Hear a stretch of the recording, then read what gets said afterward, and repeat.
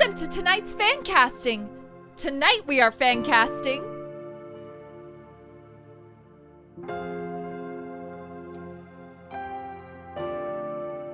Well, as you heard from Sue, we're here trying to answer the question of why would anyone want a live-action version of Final Fantasy VII? And if ever Neo-Midgard levels of cash makes this happen, who in our current Hollywood world would be able to play our favorite characters that should never really be played in a live-action to begin with? Now, I didn't invent fan casting, and in fact, fan casting Final Fantasy characters isn't new at all. So, combing through the internet, I actually tried to look into who other people thought could fill the roles of the cast. And, honestly, they weren't bad. However, I did stumble upon a lot of problems that sort of fly in the face of the fun of fun casting our Final Fantasy favorites. First of these problems is that people cast them overwhelmingly based on looks. Completely understandable, by the way. I mean, how can a fan watch an actor play a role when there's a disconnect in their likeness? But there lies an overwhelming obstacle. The features of Final Fantasy characters are very much difficult to replicate by your typical Western actor. There's also this inherent connection to their features with the characters themselves. I would argue that for comic book characters, there's a lot of wiggle room with their looks because their faces aren't really high up on the hierarchy of characteristics that sort of makes or breaks the character. And the faces in question in these games are rather steep in attainment. Second of these problems is that a lot of the casting involves actors in different eras or iterations of their careers. I mean, take Rachel A. Cook, for example. I was a huge fan of Rachel far before she was cast as the voice of Tifa, and she seemed to be the whole package. Face, figure, acting chops. But she's 42 now and looks very different from the pictures people are downloading from Google to use for their fancast videos. This also goes for actors that are deceased. So, I mean, sorry, but no Robin Williams for Headmaster Cid. Boo, I know. Moving on. Third problem is that even when you find someone who could fit each role, people are casting them sort of like in their own bubble. I mean, what about how they look or perform with each other in comparison to each other? I'm not talking about chemistry. I'm talking about Cloud's actor being 6'2", or Barret's actor being 5'10", or Tifa's actress being 4'10", or Yuffie's being 5'7". I mean, you see where I'm going with this. Not to mention age. Granted, in the Hollywood sphere, actors in their 30s can play teenagers, so I mean, there is that to consider. Fourth problem, I swear this is the last, is people don't take into account other qualities like, their voices, filmography, ability to perform well in action scenes. Yes, I know there will be stunt doubles, but in order to even have good continuity between actor and double, they would need to have a certain level of body control or physicality. So I decided that our criteria for choosing the cast should bear these problems in mind. So with that, our rules are: we have to cast based on their facial likeness, physique, height, age, voice, and acting. The cast has to be current, based on the release of this video, so no characters in different eras of their careers, so we have to cast them based on who those actors are now. They must also be alive, and lastly, we cannot cast people who have been cast as these characters in any capacity, so none of their voice actors. Okay, now let's actually get into this. We'll start with some of the Avalanche members. Oh, you want me to start with Tifa? Then you'd stop watching the video the moment my pick doesn't align with yours. And I completely understand. So that's why we'll save her for later. So, Jessie Rasberry. Jessie is very lively and charismatic. We want someone who can bring that playfulness to life. I thought of someone like Chloe Grace Moritz. I mean, she's an acting powerhouse. She's beautiful, and she's definitely got a lot of personality to her. I was gonna quickly write her in, but then I heard her voice and she sounds a little young. I did. I created a really fun, almost bartering system in the beginning of quarantine, where I was like, okay, I make this pasta sauce, my friend makes pasta homemade, how about we trade and share recipes? And then some people would grow, lemons, and so they had fresh lemons. Now, Jessie doesn't sound old, but definitely not that young.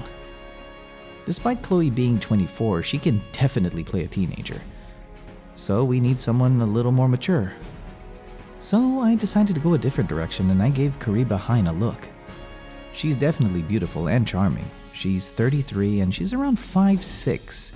Considering Jessie isn't too much shorter than Cloud in the remake, I think her height fits. Also listening to her voice. Not always. It is, Dan. Figures out what it does. Okay. Let's go! Oh, that's it. She has roles where she can do a typical American accent, but I am going to be jumping on Cameo for the next 48 hours to say hello and send messages to anyone who would like me to.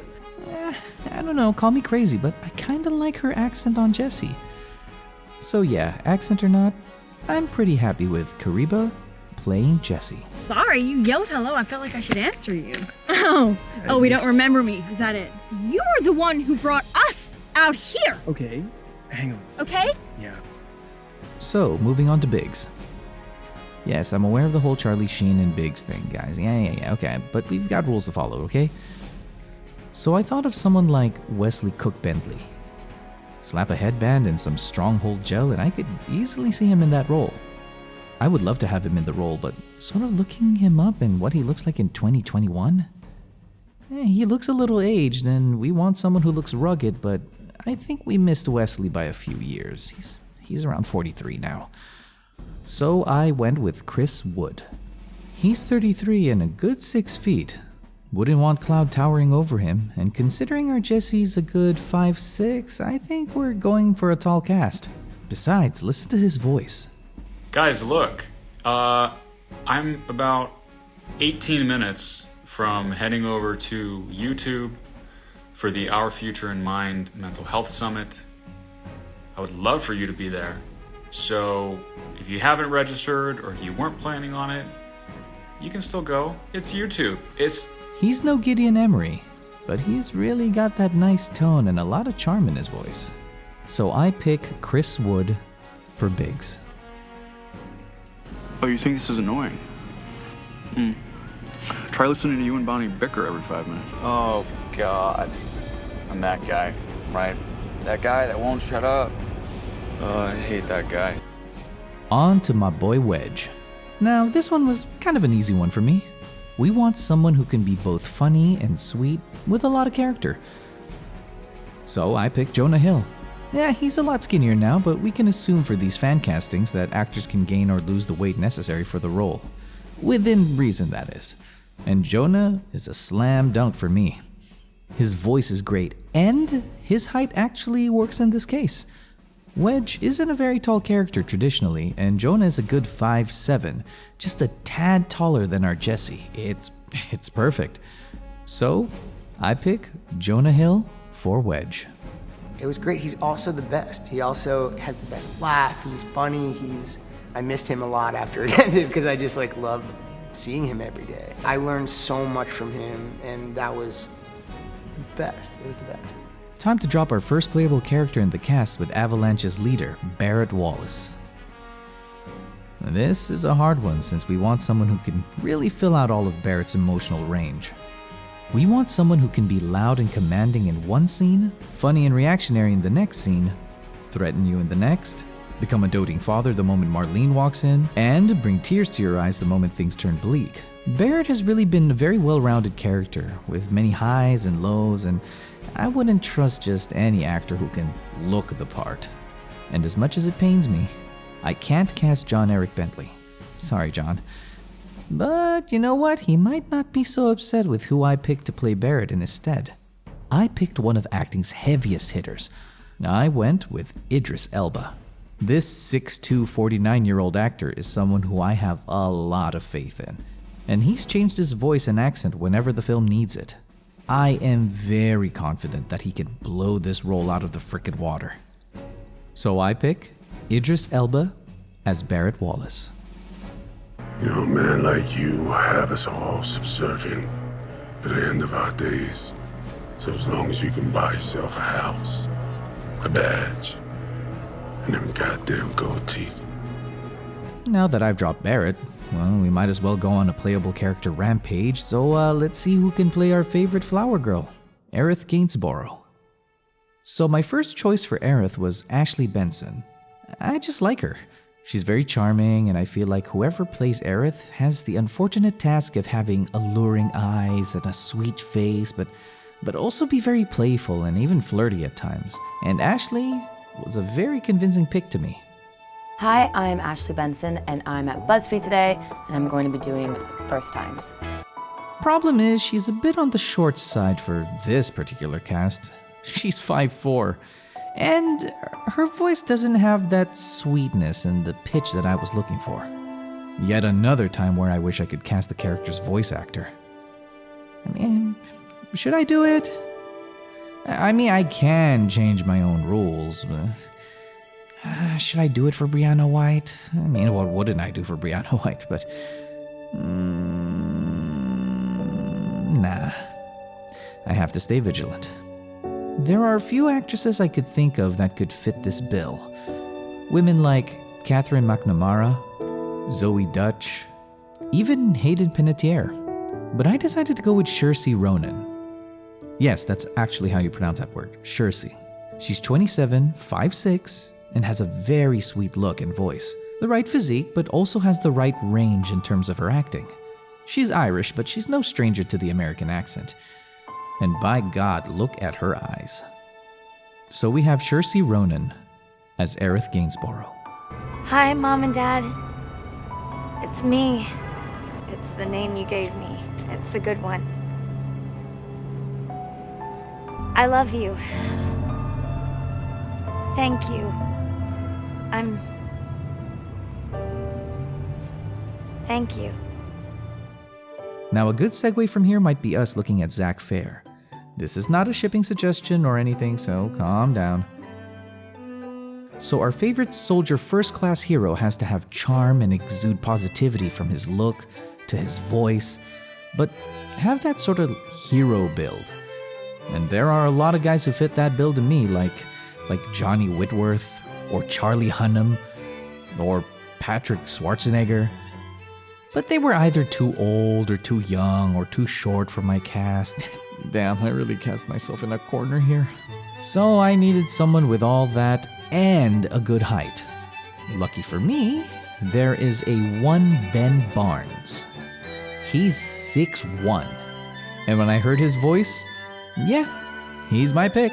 So, Ben Barnes as Zack Fair.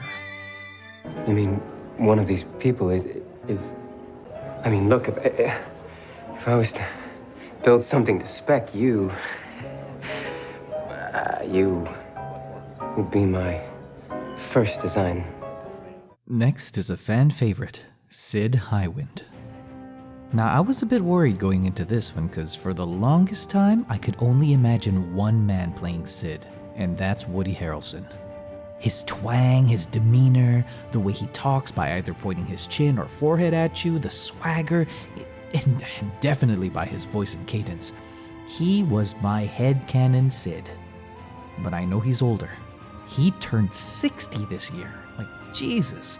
So I was so relieved to see him still playing action roles like Carnage in the new Venom movie. Seeing him there really made me feel comfortable giving him the role. So I am happy to say that I pick Woody Harrelson for Cid Highwind. Berkeley. Fucking Lee. Shut the fuck up right now. I know what you're about to tell me. She's dating a musician. Hey, yeah. No, I could be overreacting. I'm sorry. You're right.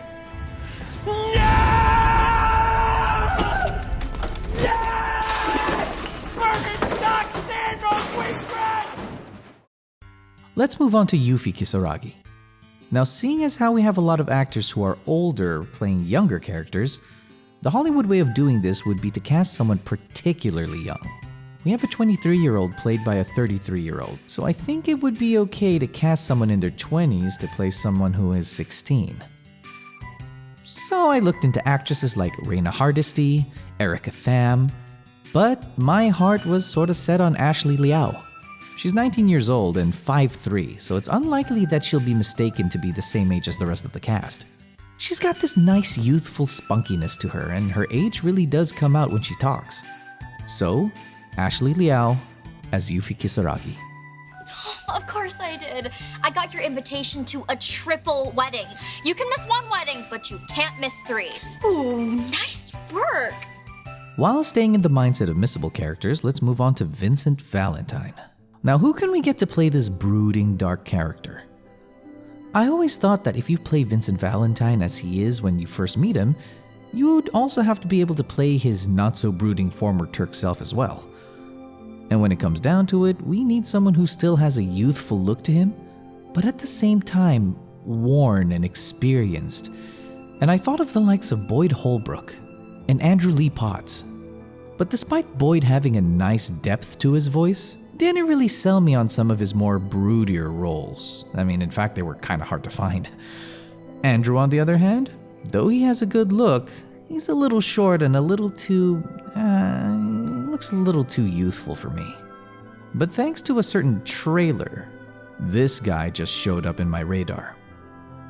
That's right, Robert Pattinson. In terms of acting, Robert is yet another heavyweight. He's a tall 6'1" and has both a youth to him, but has that sort of dreariness that the role needs. Unlike the other two, Robert has a long filmography of brooding characters.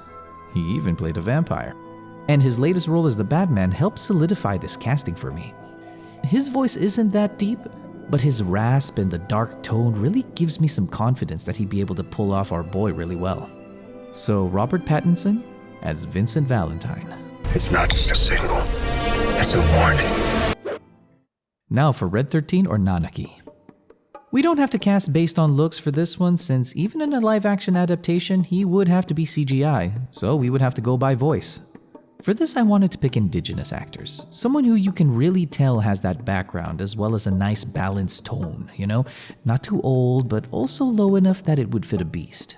So I looked into someone older that has that rasp that only comes with age, but wasn't so deep while having that background I really wanted for Red 13. So I picked Raul Trujillo. Sure, he's 66, but his voice is exactly what I was looking for Red. So Raul Trujillo as Red 13. And I'm not ashamed about that. And what I've done since. All that it caused. I needed Paul to pay. I didn't know so many would get hurt. Now another character that we don't have to worry about looks for is one Cait Sith. Yes, it's pronounced that way. I know he says Cait Sith in Dirge of Cerberus, but I'm pretty sure they'll revert to Cait Sith for the remake. If not, then just say this video didn't age well, yeah? Now for Cait Sith, I want someone with a strong accent. Someone who has a very jumpy delivery and can really take you on a ride every time he talks. And my mind immediately jumped to David Tennant. I mean, listen to him. Didn't everyone who grew up in the 70s? I thought they did. Yeah, I did. Yeah, I did. I thought that would be quite a laugh. And then I sort of grew up a bit and thought, well, that's never going to happen. That's absurd. But I'd quite like to be an actor. And then, funnily enough, it kind of came back around again. Who'd have thought it? But wait, you think maybe he could play Reeve as well? We know that Reeve uses his parents' accent when he speaks as Cait Sith, and he has an American accent when speaking as Reeve. Yeah, I think David Tennant can actually play both Reeve and Cait Sith. I mean, listen to him switch his voice up. I'll make a statement to the media later. Till then, everything stays between us. No gossip, no briefing, you understand? So yeah, David Tennant as Cait Sith and Reeve. If you've reached this point, then I guess it's safe to assume that you're here for the long haul. So here we go. Let's go Tifa Lockhart. Oh boy, I hope I don't mess this one up. So one big contention when it always comes to Tifa is her figure. Yeah, I know we can argue backwards and forwards and sidewards about why this should or should not be the issue, blah blah blah, but okay, let's face it. It is what it is. And it's not like we've been shy about casting incredibly beautiful people in other roles, so let's just attack this point so we can move on to arguably more important aspects to the role, yeah? So when it comes to a lot of busty Hollywood actresses that can really act, or bring that level of physicality to our favorite bartending martial artist, a few come to mind. Nadia Gray is a fresh face with a great physique, and has done action scenes. But her really beautiful face doesn't strike me as a Tifa. Like, there's this elegance to her that I don't think is fitting for her. Another name on the top of my list is the gorgeous Alexandra Daddario. She is probably one of the more popular A-list Hollywood actresses with big breasts and even bigger acting chops. She has a less elegant look, but I think she doesn't have that sweetness, that girl next door kind of appeal. One of the things I like about Tifa is that she's sexy, sure, but she's not sultry or slutty. And it's kind of hard for me to imagine Nadia Gray or Alexandra Daddario as sort of one of the boys. So I decided to go with Nina Dobrev. She's got the figure, she's got a very sweet face that's not intimidating, like an inviting aura. And she can act, she's very flexible, and I think her voice for Tifa is perfect. Her voice is very reminiscent of Britt Baron's voice as Tifa in the remake. She's 5'7", so she works for this tall cast too, thank God. So my pick is Nina Dobrev as Tifa Lockhart. When I met him, I had lost my parents and I was dead inside. But he brought me back to life. And I'm going to live it as best I can for as long as I can. That he'll never find peace. But I know he's wrong. Because peace exists. It lives in everything we hold dear. Now, we're doing the last two characters for this video, and they are the main protagonists and antagonists of the game. So for Cloud Strife, I had an incredibly hard time. Well, as any casting director should when picking your main character. There were a couple of hard choices for this. I was looking into someone like John Fu, the actor who played Jin Kazama in the Western movie adaptation of the fighting game Tekken, but I couldn't find him in anything recent. Maybe he knew I was coming to him for this and he really wanted to avoid yet another Western adaptation of a Japanese video game, which is super fair. So I looked into actors like Tanner Buchanan.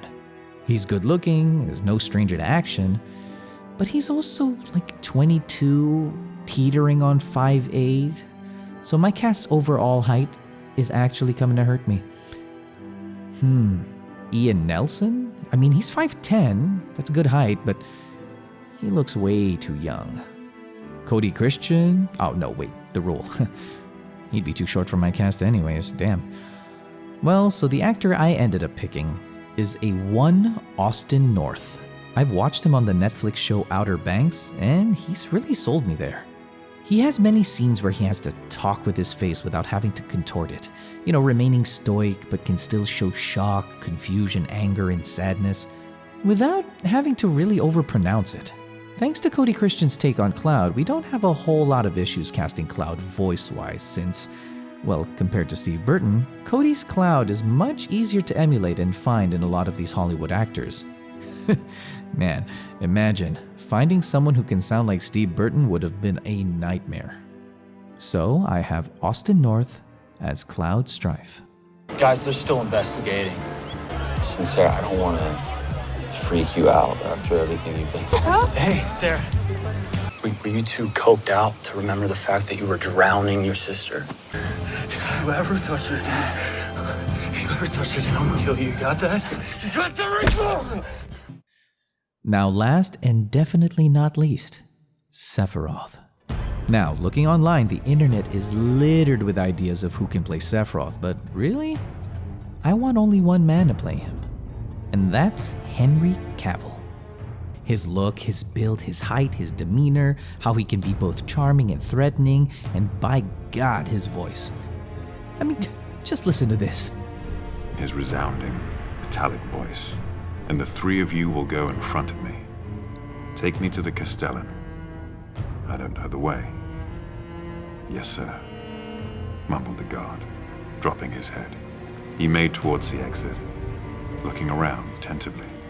The other two guards followed him out backward, hastily. The stranger followed in their tracks, sheathing his sword and dagger.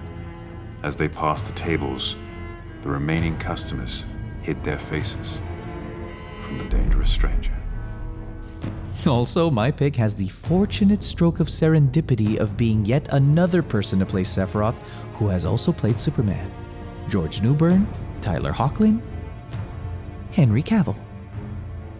So yes, Henry Cavill as Sephiroth. I'm not going to change my mind on that. Evil is evil, Stragabor. Lesser, greater, middling. It's all the same. I'm not judging you. I haven't only done good in my life either. But now, if I have to choose between one evil and another, then I prefer not to choose at all. That is the one that I am the most confident about. And if it sickens you, then, well, too bad. You've reached the end. I will make a part 2 featuring the other characters like Rufus Shinra, Reno and the Turks, Hojo, and even compilation characters like Vice and, yes, maybe even Genesis. And no, it will not be gacked. Thank you for joining me for this very first episode of Cranecasting. Hope you enjoyed, and let me know in the comments if you agreed with my choices, if you violently hated it, or if you had somebody else in mind. Please like, share, and subscribe, and I will see you in the next one.